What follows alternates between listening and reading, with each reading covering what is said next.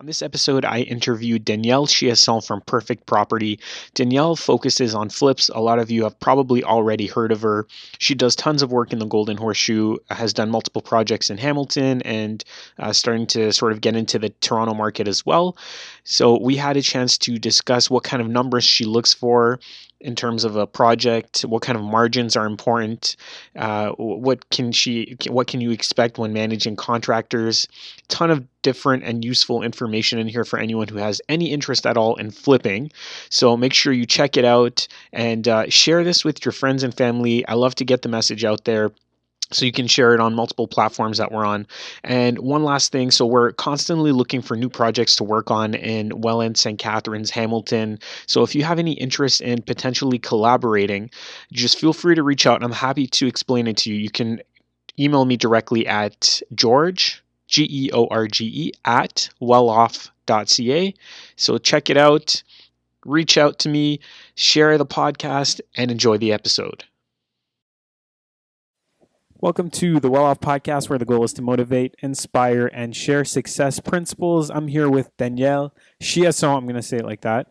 I don't know if you normally pronounce it that way, but she's a real estate investor, entrepreneur focused in Southern Ontario. Her projects have ranged from light cleanups to full guts, flips, and legal suite conversions. She works as a general contractor, managing various trades and staff, and she shares her experience and knowledge with her students through her education firm, Strategic Success Consulting. Danielle, welcome. Thank you. Thank you for having me. Anytime. I'm glad that you can make it, even though it's a snowy, kind of difficult day to travel. I appreciate it. We had a bit of a mix-up. You thought that it would be recorded on Zoom or something, but yeah, it's always done in person. So I appreciate you making it out here today. Absolutely. No worries. Yeah. So the way I like to start, typically I like to find out a little bit about you and your childhood. So if you can tell us a bit about where you grew up, what you remember, a couple things from your childhood. Oh, well, wow. Okay. That's going way back. So I was born in New Brunswick. Mm-hmm. So I'm a maritimer, I'm French Canadian, hence the name Chiasson. Mm-hmm. And that's how you say it in French, by the way. Yeah. Nobody ever says it that way. Yeah, I know. We just say Chiasson here. That's, I guess, the English version. But I was born in New Brunswick. I lived in Nova Scotia for about 6 years. I traveled a lot as a kid. And then when I graduated high school, I jumped over the country, went to Calgary, and ended up here. So since I've been here, I've firmly rooted myself here with my 3 kids and my businesses. Mm-hmm. And I'm not going anywhere. Love Very Toronto. Cool. Why did you pick Toronto? Well, it wasn't a choice. I came here for love. Okay. And since we were having a child, it just made sense for me to come here because he had his businesses here. So since I didn't have any connections or roots where I was in Calgary, it just made more sense for me to come here. Very cool. Okay. Mm-hmm. Do you have any memories that stick out to you when you were a child? Anything just that you can't forget? Oh, I've never been asked that on a podcast. That's very unique. What do I have memories of? When I think of my childhood, I just think a lot about how much I moved around. Mm-hmm. My home was my grandmother. So my grandmother raised me. And for those people that follow me, actually, there's a lot of fun and interesting things happening in my life right now because I may have found my dad. Oh. So we're just waiting on test results for DNA test results. So that's very exciting. And I should know this week. I can't wait. Sorry. Anyhow, so by the time this airs, actually, you probably can go on my Facebook page and see what the result was. But in any event, so I just remember, my grandmother being my home and travel, moving around a lot. So, which is probably why I'm transient and I can never really sit still. I'm always kind of wanting to do things and move around. But yeah, no, I don't really have any one childhood memory that sticks out. Well, your grandmother, just the thought of her, it seems like that was the best part of your childhood. Yeah, no, it really was. And like I said, talking about my dad and having that, kind of fantasizing a lot about who he could be. And, 43 years later, here we are. And that might become a reality. So, wow. Yeah. Well, if we can, I know we're not really going to spend too much time on this, but if you're comfortable, can you kind of just tell us what's going on? How did you connect? How did you find out that this person could be your father? And, So my mother had me at a really young age. Mm-hmm. I was a surprise. And so here I came, and she wasn't, my mother thought that my father was somebody else. And so when I found him later in life, I asked him for a DNA test, and it turned out not to be him. So I've just never had a father in my life. I did have my grandfather and my uncles, so I had some male figures. I just didn't have a father, for so to speak. So anyhow, I had done a ancestry test a few years back, maybe 5 or 6 years ago, because I'm so blonde and fair that I could be like, I could be German, I could be, I don't know, I could be like Hungarian, I could be, Norwegian. And I know my family background on my mother's side is French, but I really could be anything else on the other side. So I actually did ancestry DNA so that I could just see maybe what my ethnicity is. Surprise, I'm French. I'm all French. Okay. And that's okay. So it was exactly what I thought I was. So that was a lot of fun. But what happens is you can opt in to be open on their database to match with other people who are open in the database. And so recently I've connected with a first cousin on my father's side, and which means her uncle would be my father. Okay. And so I reached out to her. We had a conversation. We kind of narrowed it down to one of her uncles based on dates and, location and all of that. And so now we're just waiting for the test results. Yeah. So did this man have to agree to do the tests? Well, actually, we asked his daughter, who happens to be would be my potential sister. Right. And her name, I can't make this up. It gets better. Her name is, take a guess. Danielle. And my daughter's name is Amelia. And Okay. guess what her daughter's name is? That's weird. It's very, very weird. And he named her. The story goes, he named her. He wanted a French name because he's French. And so he wanted his daughter to be French. And so now he's got two of us. Yeah. Okay. So what's going to happen? Like, let's say he is your father. What happens from here? I'm actually planning on going just at the air date. We're mid-December in 2019. And so I'm planning on going there in between Christmas and New Year's. I could not have asked for a better family to find as my missing family. They've been, see, you're going to make me cry now on the show. They've been like open arms, regardless if I'm his daughter, I'm still part of their family. It's just a matter of trying to connect the dots and seeing where that connection is. And we're really close to my dad. So, so whether it's this one particular gentleman, he does know about me. We haven't talked yet. But I just I don't want to cause any issues, and I don't want to get anybody's hopes up until we know for sure. But he's okay with it. And, my potential sister is like super uber excited. And so anyway, so I'm going out there regardless, and I'm going to meet them all and spend the holidays. I mean, it's family time, right? Yeah. Is there any chance that that's your twin sister? No, actually she's 24. Oh, okay. Yeah. Okay. There's a huge age difference. Yeah. So he had me like super early and had her later in life. Like there's a 20-year age difference. You seem convinced that this is the person. I'm pretty sure. Yeah. I'm pretty sure. Okay. I'll have to give you a follow-up so you can like put it on the podcast or something. Yeah. That'd be awesome. Because by the time it airs, you're going to know all of this. I'm going to know. Yeah. I'm going to know for sure. So I'll know for sure yes or no. And if it's not him, then I might not know who it is yet, but we'll figure that out for sure. I can only imagine what this would feel like, because I'm sure this is a moment that you've thought about for a very, very long time. Yeah. Well, I don't know. I guess, and coming back to your question, your original question, in childhood, what do you think about? Like when you think of your childhood, what's pops into your head? And there was a lot of fantasizing about who he was. And when I was really young, I used to think, oh, maybe he's a prince and I could be a princess. And, you just fantasize like that. Of course, when I got older, I was a little bit more realistic. And when I had my children, that's when I actively started looking a little bit, because I wanted to know the health background. And so I wanted to know if there was any issues that I should be aware about, aware of, so that I could be prepared if something happened with my kids. And also, if one of my kids becomes ill and I need a donor, obviously, if I have both sides of my family, I have better odds of finding a donor. So it was pretty important to me for multiple reasons to find my dad. So this year I actually spent time kind of researching and whatnot. And I kind of started getting really close to where I belonged.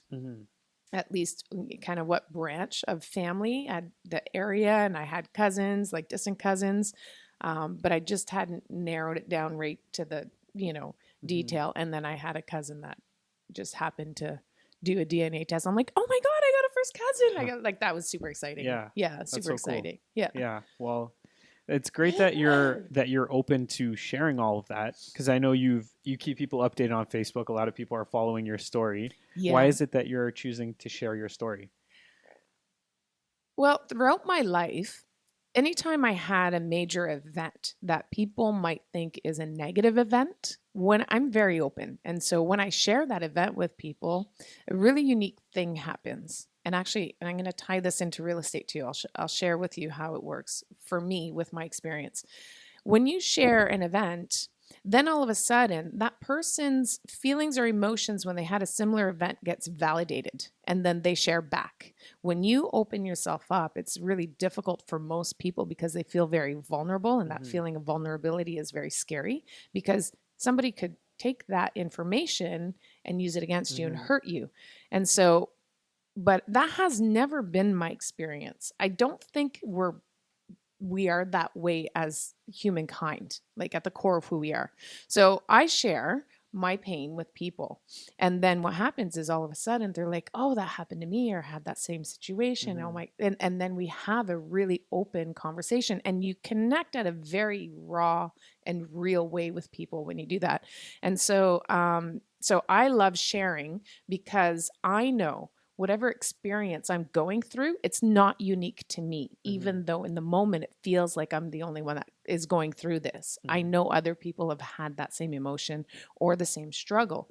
And so, especially with finding my father, I can't tell you how many people have had the same missing pieces in their life. And so what happens is by me sharing it and saying, this is my journey, then it's like I'm validating for them that their journey is normal.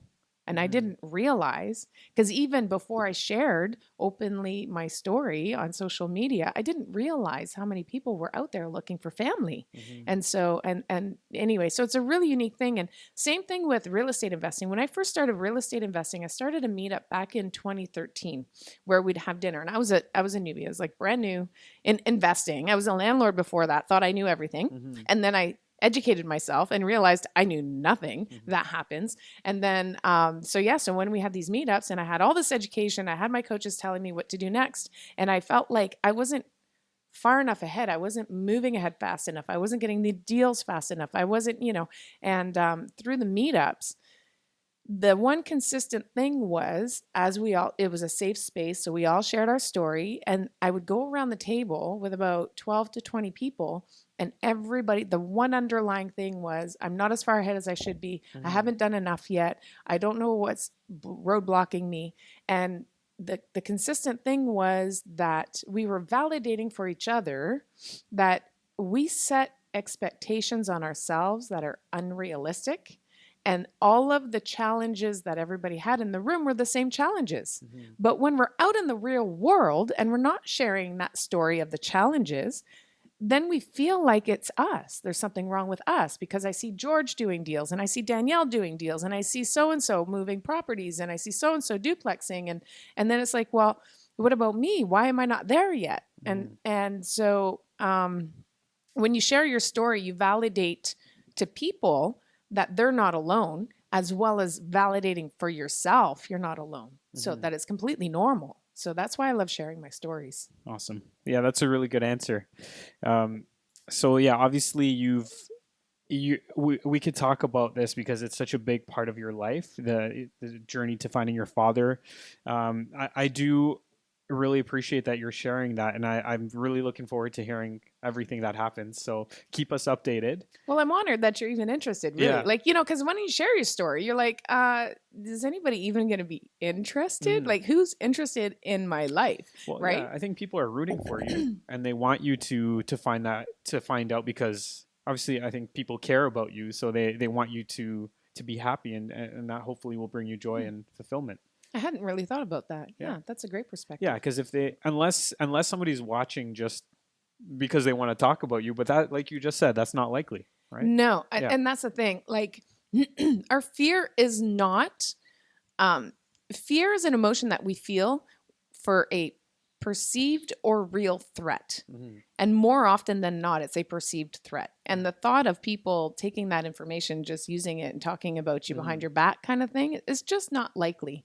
You know, most people, you know, I think anyway, I think there's more good in the world than bad. I think most people really root for others more often than not. Not saying that it doesn't happen. It does happen, but it's just not my experience. Yeah, exactly. And it doesn't matter for the people that aren't rooting for you, then whatever. Then that's their whatever they choose to do, then that's up to them. That's right. And they don't have to listen. Yeah, exactly. Exactly. Okay, so you do have a lot to offer as a real estate investor. Like you just mentioned, you've been doing it since 2013 or even before then as a landlord. You're also very good at flipping homes. Among other things that you do. So I wanted to talk a little bit about that.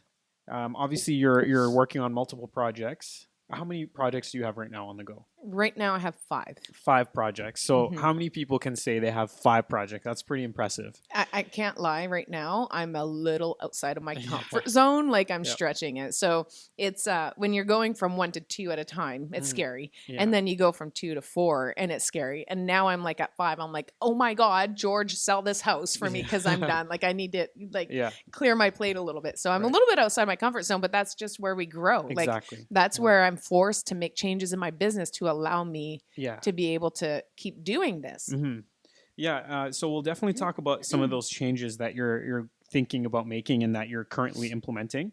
But let's start from the beginning. So when you are looking for something to purchase and your next project, can you talk about some of the numbers that you look at, how you analyze deals, what you're looking for? Maybe just kind of speak to that a little bit. I cheat. Okay. So this is what I did. There's 5 cost centers when you buy and flip a house. So essentially there's the purchase price, what you buy it at. And then you've got your lender fees, so all your borrowing costs. Then you have the cost of reno. You got the cost of acquisition, the cost of disposition, the holding costs. And what I did is I created a spreadsheet where I just have to put in about 4 different numbers and it populates everything and tells me if it's a good deal or not. Cool. Because it's all about streamlining. Like anybody who knows me and who's seen me speak, I mean, I say this so many times, like people are probably bored of hearing it, but I'm a systems person and I like building systems into what I'm doing so that it makes it quick and easy. And the purpose of building systems too is that it negates any mistakes. And also it allows me to hand off that system to somebody else. And I know that they're going to do it the way I want them to do it because they're following my system. And so, and if they do something wrong within the system, it's either they didn't follow the system or I need to tweak it and fix it. So I'm totally a systems person. And so it takes me about legit about 10 minutes to vet a property. Really? Yeah. Okay. So you put in the purchase price, you add your lender fees, which should be a percentage, basically. So typically. It's a percentage plus points. Sometimes there's a broker fee if you're dealing with a broker, and then there's also their cost for their lawyers.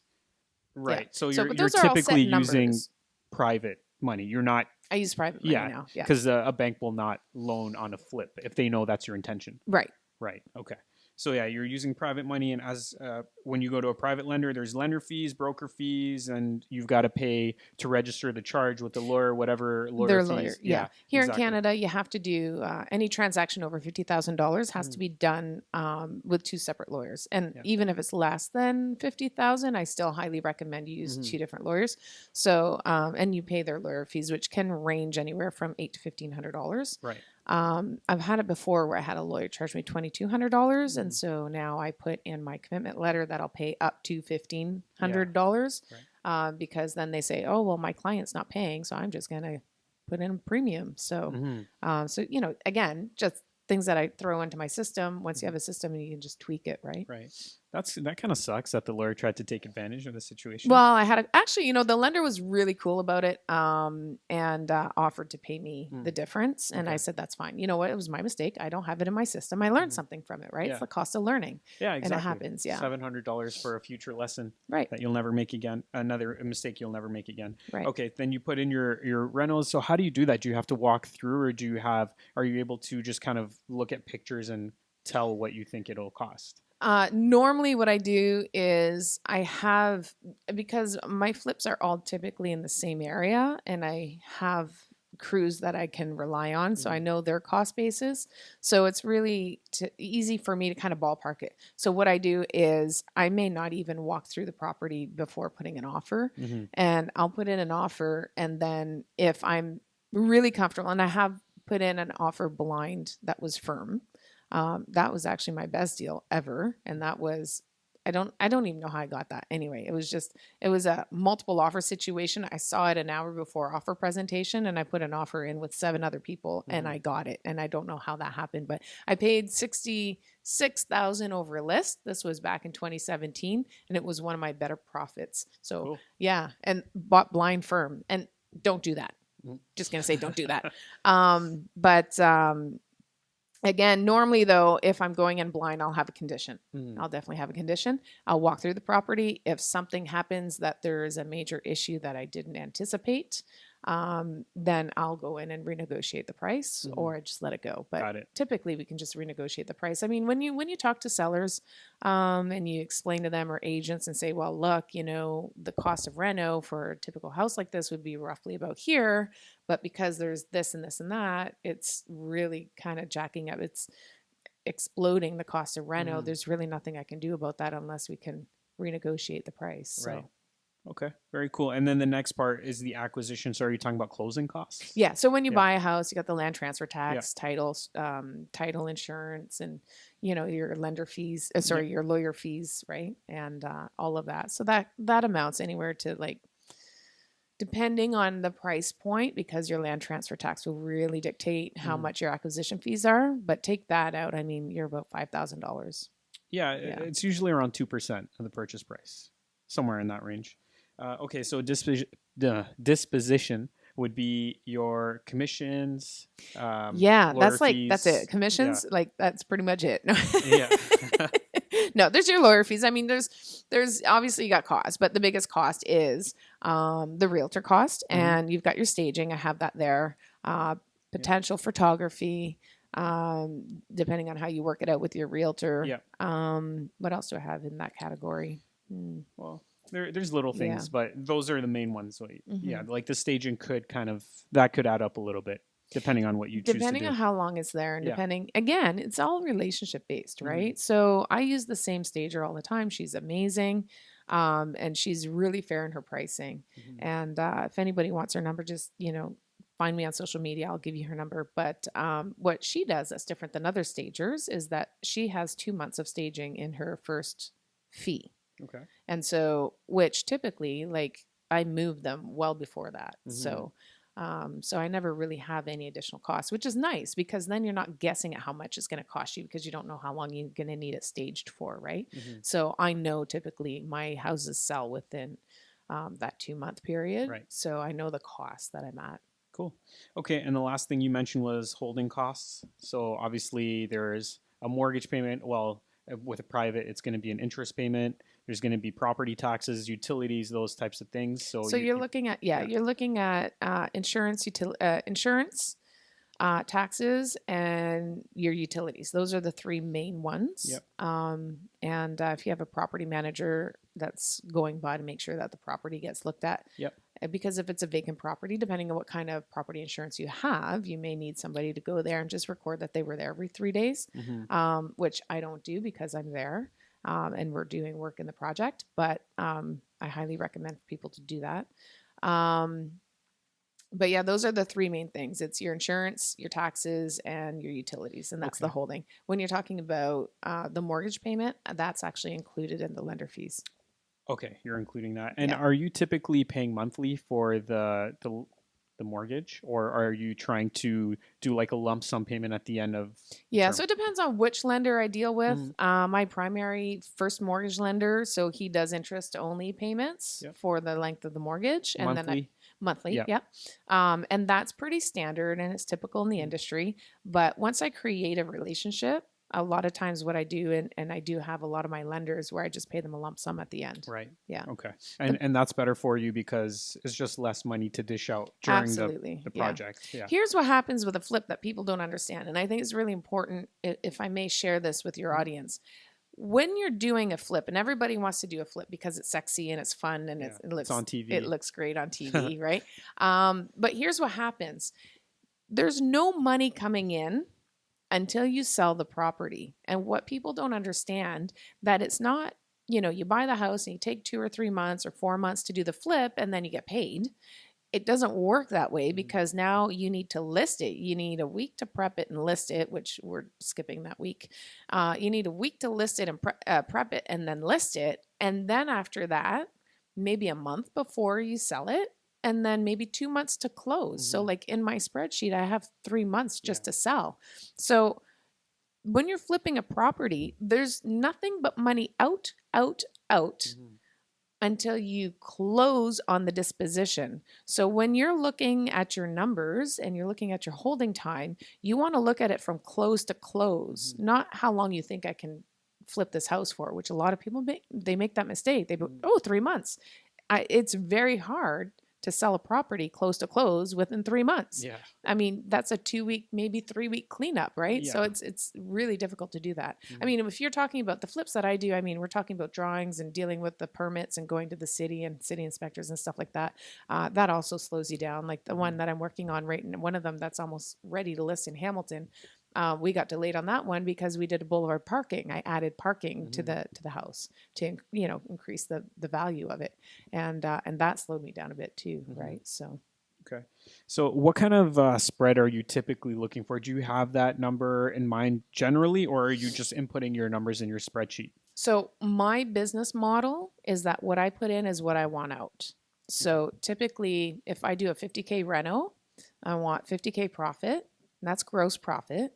And I always have 30K for the disposition. So I'm looking at 130K to 150K spread when I'm buying. Yeah. Okay. And that's just like broad numbers. And now if it's a larger unit, I have 50K reno cost for a property that's about 1,000 square feet. If I have a property that's a little bit larger and we're going to 1,500 square feet, maybe it's a 2-story, now I'm up to the 70K mark, 75, right? If I'm duplexing it, I'm pushing 90. And those are my numbers. Now I'm starting to kind of get away from GCing projects because I'm picking up so many that I'm actually working now with another GC, and I'm actually contracting out to him. Right. So that's scary. I got to give up a little bit of control, and that's, again, if you know me, I'm a bit of a control freak. So, I'm growing. Yeah.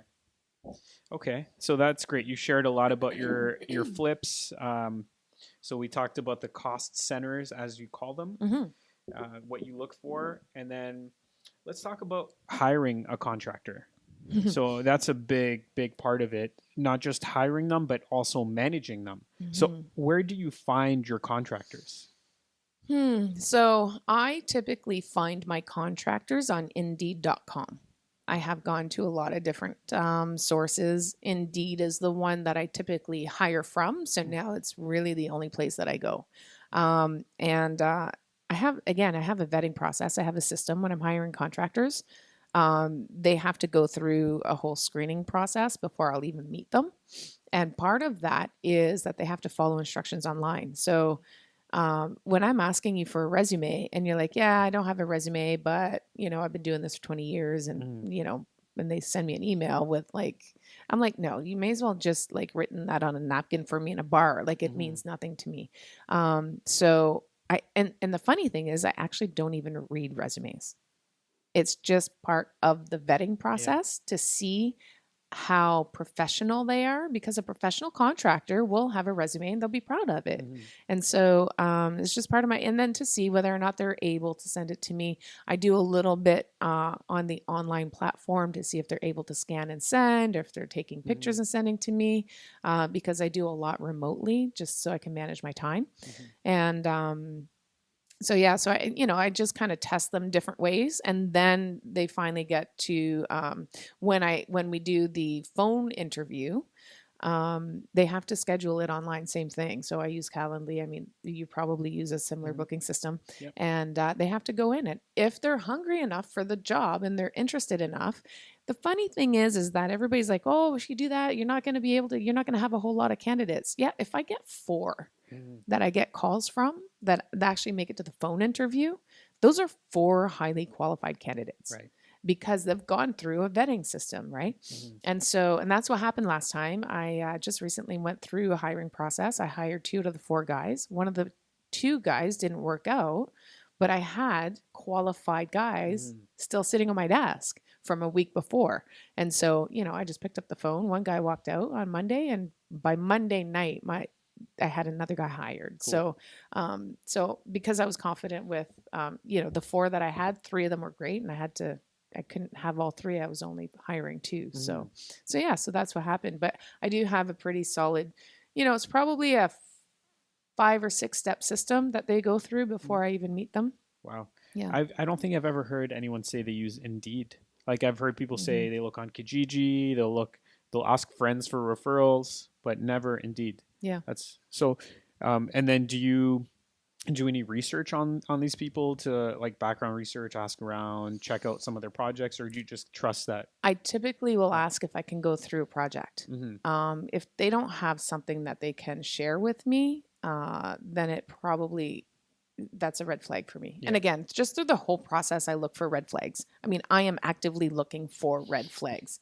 And the biggest, I'll tell you right now, I have 2 test questions. One is to test their knowledge, and one is to test their honesty, because honesty to me means more than anything. And so one of the questions that I ask is, do you speed when you drive? So I'm not sure how far of a reach your podcast has, but here in Toronto, everybody speeds at least 10K over. Otherwise, you're going to get bowled over. So literally almost just about everybody speeds when they drive. Like there's no way you can't. And so I asked, you speed when you drive? And if it's a quick no, that's a quick liar. And so that is actually a red flag for me, because they're telling me what I want to hear. They're not telling me the honest answer, which is what I'm looking for. Most guys be like, well, not really, maybe just, just to keep up the traffic, or I used to, but I got too many speeding tickets, so I had to slow down. I mean, those are honest questions, right? Or honest answers. The other question that I asked, which is based on knowledge. And again, I've framed this question strategically. I use an acronym when I ask a question. I go, are you familiar with the OBC? And when they say to me, what's the OBC? I say, you don't know what OBC stands for? Do you know, George? Ontario Building Code. I think a contractor should know that OBC stands for Ontario Building Code, don't you? Most likely I they would should. think so. So that's, again, a knowledge question for me. And then, guys have said to me, yeah, I know a little bit about it. I don't really know too much though. Again, they're just trying to BS me and say, they're trying to dance around. They have no clue what it stands for. And they're just trying to, dance around. Thanks for testing me too. Well, I knew you knew. You know what? You're too knowledgeable for not knowing. I already knew you knew this. I wasn't testing you at all. No, I got other questions for you. Okay. But anyway, yeah. So that's, when I'm hiring, I do, again, it's a system that I have. I do have a vetting process. It is a step-by-step system. And the whole key to the system is asking them detailed questions with instructions for them to follow, to see how they follow. And the reason why that's important to me is because I want to see how accurately they follow my instructions. Because when I say I want the vinyl floor laid, front to back when you're walking into the house, so that it gives a longer feel of the room, and they lay it side to side, then it's not going to be what I asked for. And so that's why I go through that, because I have to be able to trust that they're going to be paying attention to detail when I'm giving them instruction on the job site. Cool. Those are really good tips. The questions that you ask and the system that you have in place to find contractors. Now, when you do have a contractor, you found the person that you think is right for the job, how do you manage them, make sure that they finish the project on time, make sure that they're showing up to work every day, that they're not taking days off and whatnot? Again, it's systems. So there's a system out there called T-Sheets, which is like timesheets. Okay. It's a digital platform.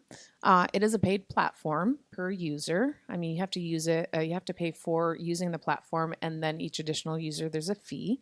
But there's geolocation on it. So when they sign in and sign out on their phones, because they have their own, you create an employee profile. So they log in and log out. They sign in and sign out on the app, and I can see that they're in the project. They're on site. So not having that system in place really opens you up to fudging the numbers and whatnot. So, and again, with this guy that walked off on the job, what happened was when he left the next day, he sent me a text message asking me which job site I wanted him at. And I quite nicely answered him back that after some careful consideration, I didn't think we were a good fit. And so I met him on site and I said, send me your hours and I'll get Angela, who's my bookkeeper, to send to cut a check for you. So, and he just threw in a whole bunch of hours because I hadn't set him up on it. And it was actually 10 and a quarter hours that he added on.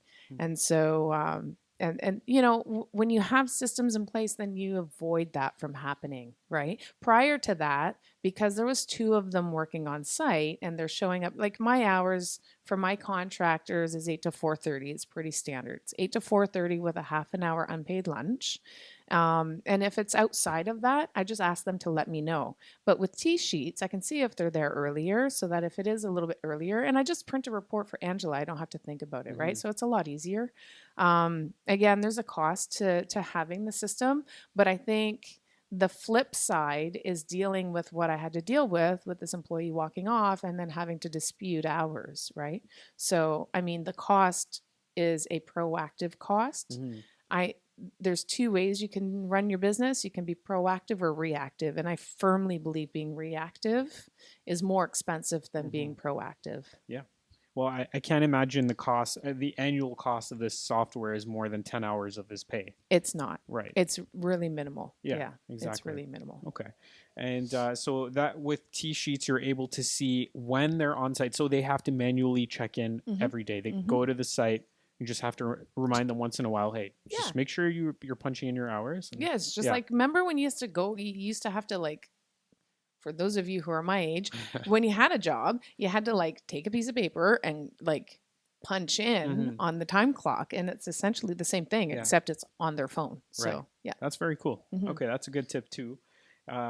How do you make sure that they finish the project on time? So it's one thing for them to show up, but let's say they think the project's going to take 6 weeks to finish, and 6 weeks in, they're not even halfway done. Yeah. So again, because here's my struggle. So if I can be real with you, I like to get a project done within 4 months max, depending on the scope of the project. But my scopes are usually, I haven't done less than a $65,000 reno in a long time. That's at my cost. So that would be probably about 80, 85 if you're working with a GC. So, I'm doing my flips typically in 4 months, but because I got so many flips and I don't have enough guys, so they are taking longer. And then also I'm moving them around from one job site to the other. And so I'm just finding that I'm having this one I'm finishing up in Hamilton, it's taking too long. We're at 5.5 months now. And I'm like, I'm just done with it. Like I just want it done.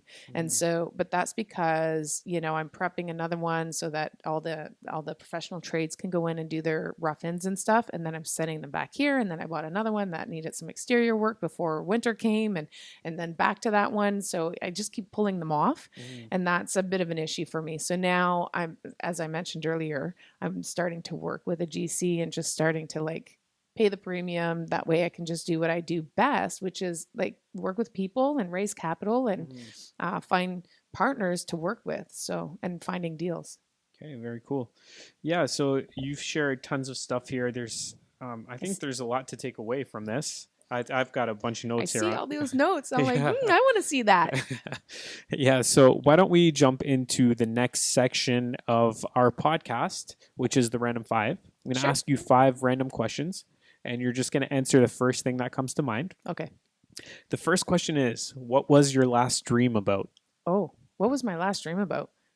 It was real estate. I do remember that. It was last night. I had a bit of a restless sleep last night. It was about real estate, but funny thing about those dreams is they're elusive. I just remember it was about a lender and I was feeling anxious. So, and I don't know if that's because it's funny because, like your real life, I firmly believe whatever is going on in your real life influences your dreams. Mm-hmm. And so I'm not sure if it's because I've been sitting on this property in 5.5 months and I'm not yet ready to list. Mm-hmm. And, my lenders are 6-month terms. So, and I don't know if that's just causing me a little bit of anxiety, but Right. that was last night. Yeah. Okay. Yeah. Yeah. Well, I'm sure that has something to do with your dream. Wait a minute. When you said dream, are you talking about like a sleeping dream or like a dream No, to no, like? I'm talking about your sleeping Okay, dream. yeah, you yeah, yeah. you answered Okay. it perfectly. Okay. Okay. What's your most essential appliance? My my washer. Okay. I have Yeah. 3 kids. Yeah. So we didn't talk about the kids too much, but yeah, I got 3 kids, and I don't know. I've never been one to like put them in like the same outfit twice, Mm-hmm. and so like I do about Like 2 ever? Or you mean ever.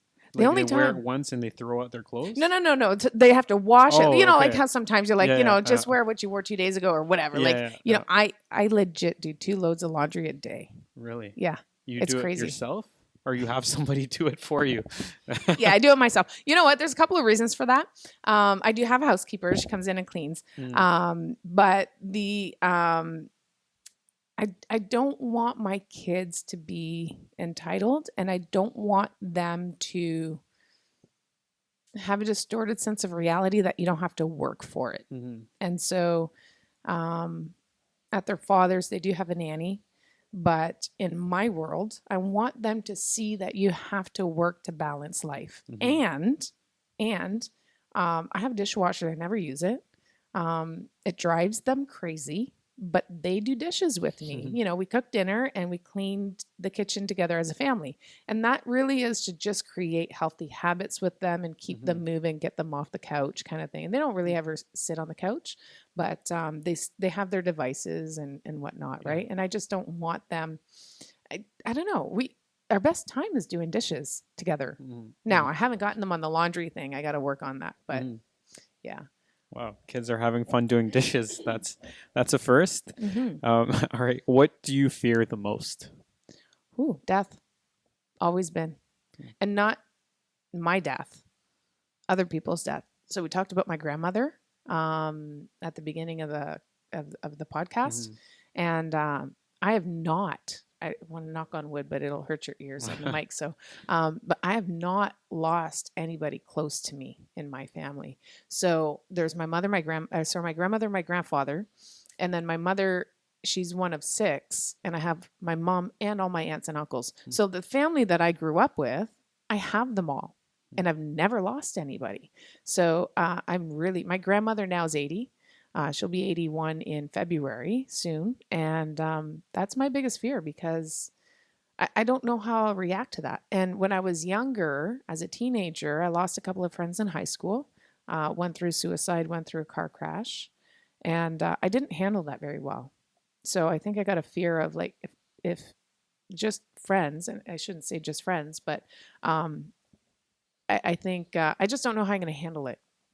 I think now I have the maturity, and I think, the higher power gives you what you can handle when you can handle it. And I don't think I lost anybody at a young age because I just couldn't have handled it. Right. I think now it's not really as much of a fear. Maybe my bigger fear now would be losing one of my children. But yeah, I think I'm more prepared now for my family, but I've never really experienced it. So yeah. Okay, fair enough. Well, thanks for sharing that. You were very open about that. What's the heaviest thing you've ever lifted? Oh, my suitcase when I travel. When I used to travel. Okay, so now they have the maximum weight for your bags is 50 pounds. It used to be 70 was the max, and you'd pay overweight up to 100 pounds. And let me tell you, I always pack max. Wow. And so, and back then they didn't have the beautiful rollers that we have today. So not only are they lighter today, but they're easier to carry. I mean, I used to have big duffel bags that I would throw on my back and have the handles like on my shoulder. So yeah, I think that would be probably the heaviest thing I carried. That makes sense. 70 to 100 pounds on your back. On my back. Yeah. Going through an airport. Yeah. Like a crazy lady. Yeah. Okay. The last question is, what success principle do you live by? Consistency is key. I have a whole bunch. Like, I mean, I could just ramble them off. Like you said, first thing that comes to your mind, and I got like a million going in my head. Yeah. But consistency is key. Again, it comes back to me building systems to create that consistency in my business. I feel that is a key to success. I think doing business the right way is also the key to success, because you'll attract the right. Well, here's the bigger thing too. You have to surround yourself with like-minded people and be on the same page. So I was at a networking event, for example, last night, and people are coming to me and they want to work with me and JV with me. And I always tell them, well, let's set up an intake call and see whether or not our goals are in alignment. Because I won't JV with somebody if we're not in alignment. But that doesn't mean that you're bad if you don't meet my goals, or my goals don't meet your goals. It just means we don't click well. But it doesn't mean I can't help you introduce somebody that could help you on your goals, because I have long-term goals. Maybe you have short-term goals. And so, so I think that's really important. I am relationship based. I'll nurture a relationship and work on that rather than transactional. And I think that's the key to long-term success. Yeah, I mean, I just got a whole bunch of them in my head, but consistency and relationships. Yeah. Cool. As you say that, I feel like I relate to what you're saying. So it makes sense that we're doing this right now. Okay, so before we finish things, do you want to tell us about what services you offer and how people can reach you? Well, there's multiple different ways that I work with people. And again, it depends on what their goals are and how they fit in with mine. I work with lenders on my flips. So they essentially become the bank where they lend money to me, and in exchange, I give them a mortgage. So it's secured. Their money is secured by an asset.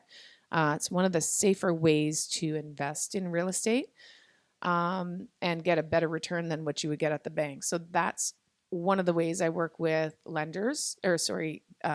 people. Another way is I do JV partnerships on buy and holds. And that is transactional based on the unit, and then we grow from there.